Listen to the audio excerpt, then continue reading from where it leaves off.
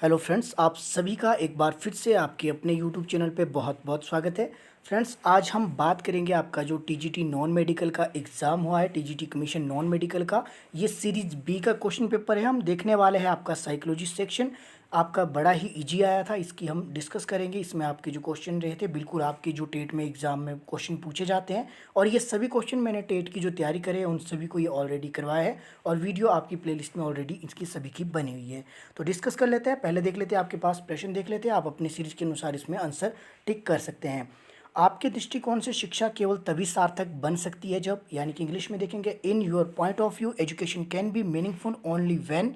तो इसका जो राइट आंसर की बात करते हैं तो आपके हिसाब से क्या होगा, तो ये होगा आपका in your point of view education can be meaningful only when. जब क्या होगी, ये आपकी होगी चाइल्ड सेंटर, यानी कि ऑप्शन का जो सी है बिल्कुल सही हो जाएगा। बाल केंद्रित होगी तभी तो ये आपकी आपकी सार्थक बनेगी। अगला प्रश्न आपके पास, माइंड मैपिंग रेफर टू। तो माइंड मैपिंग किससे संबंधित है? टोनी बुजान ने ये आपकी दी थी। तो माइंड मैपिंग में आपका क्या होता है, एक आइडिया डेवलप होता है। वो आइडिया को हम किसके माध्यम से एक्सप्रेस करते हैं, तो इमेज के माध्यम से करते हैं। तो इसका जो आपका सही हो जाएगा ऑप्शन इसमें जो सी है, drawing the picture of a mind. तो ये क्वेश्चन मैंने आपको कई बार करवाया है। जो टेट की तैयारी रेगुलर मेरे साथ कर रहे हैं उन सभी को ऑलरेडी इस क्वेश्चन का आंसर पता होगा। ऑप्शन इसमें सी सही हो जाएगा, मस्तिष्क के चित्र आलेखन से। अगला प्रश्न लेते हैं। अगला है आपके पास, परियोजना शिक्षा तकनीक में शिक्षक पर कार्यभार होता है। तो in project education technique the work load on the teacher is. तो इसमें क्या होता है कि इसमें जो आपका जब तकनीक के सहायता से आपका शिक्षक पढ़ा रहा होता है तो उससे क्या होता है, उसका जो लोड, उस पर जो कार्यभार होता है उस पर थोड़ा सा कम हो जाता है, रिड्यूस हो जाता है। यानी कि ऑप्शन इसमें जो सी आपका बिल्कुल सही रहने वाला है। हालांकि इसमें जो साइकोलॉजी में एक दो क्वेश्चन थोड़ा आगे पीछे हो सकता है, तो उसके लिए आपसे मैं पहले ही बता देता हूँ कि मैं ये दावा नहीं कर रहा हूँ कि 100% ये सही है, लेकिन जो है जितना मैंने पढ़ा है, जितना मैंने समझा है, उसके अनुसार मैं आपको एप्रोप्रिएट आंसर आपको मैं इस वीडियो में बताने वाला हूँ। अगला देख लेते हैं। अगला है आपके पास, विशेष शिक्षा संबंधित है, यानी कि स्पेशल एजुकेशन।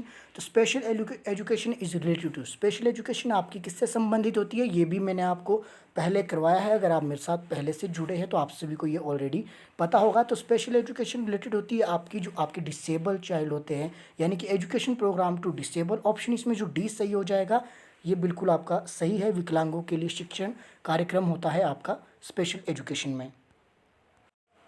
अगला प्रश्न है आपके पास, the educator who promoted the idea of 5 formal step in learning. तो ये जो आपका शिक्षाविद है जिसने अधिगम में 5 औपचारिक सोपानों का विचार किया, ये क्वेश्चन भी आपको मैंने करवाया है। मैक्सिमम वही क्वेश्चन आज के एग्ज़ाम में देखने को मिले हैं जो मैंने ऑलरेडी टेट के विद्यार्थियों को करवाए हैं।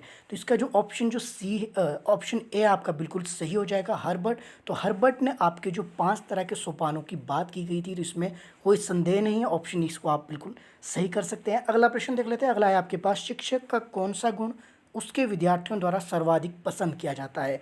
तो विच quality of the teacher is likely the most by his students. तो ये कौन सा होता है, हिज इम्पार्शियल एटीट्यूड। तो ऑप्शन इसमें डी बिल्कुल सही हो जाएगा, उसका निष्पक्ष रवैया ही विद्यार्थियों को जो है सर्वाधिक पसंद आता है। तो इसमें आप निस्संदेह ऑप्शन डी लगा सकते हैं, हिज इम्पार्शियल एटीट्यूड।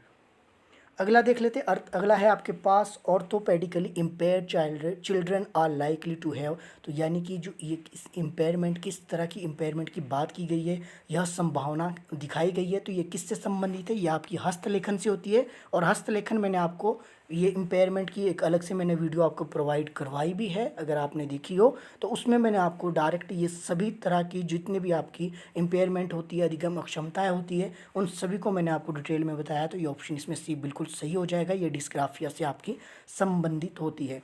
अगला देख लेते हैं। अगला है आपके पास, द कॉन्सेप्ट ऑफ इंटेलिजेंस। आपका जो IQ लेवल की इसमें बात की गई है, हु प्रोपाउंडेड। तो ये बताना किस मनोवैज्ञानिक द्वारा बुद्धि लब्धि की संकल्पना प्रस्तावित की गई थी। तो किसने दिया था ये आपका, तो ये दिया था आपके बी ने और टर्मन ने। जो ऑप्शन इसमें ए है आपका बिल्कुल सही हो जाएगा। अगला देख लेते हैं। अगला है आपके पास, secondary education commission recommended which pattern of education. देखिए, अगर ऑप्शन ए की बात की जाए 10+2+3 सिस्टम, ये किसने दिया था, तो ये आपका कोठारी कमीशन द्वारा दिया गया था, यानी कि ऑप्शन इसमें सही नहीं होगा। ऑप्शन सी आपका ये किसी ने भी नहीं दिया, तो ये भी आपका सही नहीं होगा। अब आपके पास ऑप्शन बच जाते हैं दो, ऑप्शन बी और ऑप्शन आपका डी। ऑप्शन बी बोलता है 12 जमा 3, यानी कि 12+3 स्कीम ये किसने दी है, तो ये आपकी जो है माध्यमिक शिक्षा से संबंधित है। मैं ये ऐसा क्यों कह रहा हूँ कि इन्होंने कहा था कि उच्च माध्यमिक के लिए बात की थी इन्होंने, जो इनका कितना होना चाहिए 3 ईयर की बात की थी उच्च माध्यमिक में माध्यमिक कमीशन ने। उसके बाद इन्होंने बोला था उच्चतर माध्यमिक के लिए कितने वर्ष का समय दिया था, तो उच्चतर माध्यमिक के लिए किया था इन्होंने 4 वर्ष का। ध्यान रखिए, उच्च माध्यमिक के लिए 3 वर्ष कहा था इन्होंने और उच्च माध्यमिक के लिए कहा था इन्होंने 4 वर्ष। इसके बाद इन्होंने बात की कि 3 वर्ष का डिग्री कोर्स होना चाहिए। तो अगर बात की जाए तो आपका ये 3+4 कितना टोटल हो गया, ये आपके पास 7। तो आपका आप ध्यान रखिए इसमें इसमें टोटल कितना हो गया, यानी 8th के बाद जो आपका कितने साल की होगी, 4 साल की। तो 8th के बाद 4 साल यानी कि आपका +2 हो गया। तो +2 के बाद इन्होंने 3 वर्ष का जो डिग्री कोर्स कहा था, तो ये आपने ध्यान रखना है। इस हिसाब से अगर मैं लगाता तो मैं लगाता 12 जमा 3, क्योंकि 12 वर्ष के बाद माध्यमिक कमीशन ने 3 वर्ष के डिग्री कोर्स को जो है रिकमेंड किया था। तो ऑप्शन इसमें मेरे हिसाब से तो बी सही होगा। एक बार फिर से आप इसको क्रॉस चेक कर लीजिएगा, हो सकता है इसका नन ऑफ दीज हो, क्योंकि डायरेक्ट ऐसा तो कहीं भी नहीं लिखा है 12 जमा 3 स्कीम किसने दी है। तो ये अलग अलग है। इसने पहले इन्होंने माध्यमिक के लिए बोला था 3 वर्ष की माध्यमिक होनी चाहिए आपकी 6 to 8, उसके बाद आपकी 4 वर्ष की इन्होंने उच्चतर माध्यमिक, यानी कि आपका +2 तक के आप 4 साल हो गए। उसके बाद 12 साल के जब आप पूरी कर लेंगे एजुकेशन, उसके बाद इन्होंने कहा था कि 3 वर्ष का डिग्री कोर्स किया जाना चाहिए। तो मेरे हिसाब से तो इसमें ऑप्शन बी सही बैठता है। बाकी आप इसको एक बार ऑफिशियल आंसर की का आप वेट कर लीजिएगा। इसके बाद आपका जो है एक क्वेश्चन और बच जाता है। तो ये क्वेश्चन है आपके पास, the basic education system was based on the view of the point that the child. तो मैं इसको पूरा तो नहीं पढ़ूंगा, जो मुझे लगता है इसमें से कौन सा सही होना चाहिए। ऑप्शन बी देखिए, अगर आप can get better education through a meaningful and creative piece of work, तो ऑप्शन मुझे लगता है कि इसमें बी बिल्कुल आपका सही रहने वाला। अर्थपूर्ण और सृजनात्मक कार्यखंड के माध्यम से बेहतर शिक्षा प्राप्त कर सकते हैं। तो ये बुनियादी शिक्षा की बात की गई है। तो बुनियादी शिक्षा जो ये किसका कॉन्सेप्ट था, तो ये आपका गांधी जी का था। ये आपका 37 में आया था, ये आप सभी को ऑलरेडी पता होगा।